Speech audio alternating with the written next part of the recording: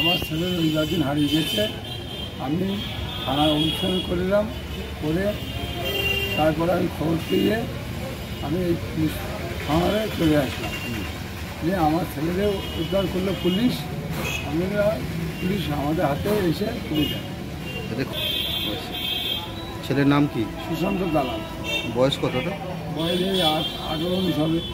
কোথায় বাড়ি আপনার? সদরপুর, হেভিয়া সদরপুর, হাসনাবাদ লাগে, হেভিয়া সদরপুর। থানা কোন? থানা হাসনাবাদ। আমার নাতিকে নিচে। আচ্ছা, কি আমরা হাসনাবাদ থানার থেকে অভিযোগ করেছিলাম, তাই এখানে শালাপুরি থানায় খোঁজ পেয়েছে, আমাকে ফোন করলো, তাই আমি এসে নিয়ে যাচ্ছি। ভালোভাবে কি বিষয়টা কী বলবো, আরও ধন্যবাদ দেওয়ার দরকার। কবে হারিয়ে গেছিল?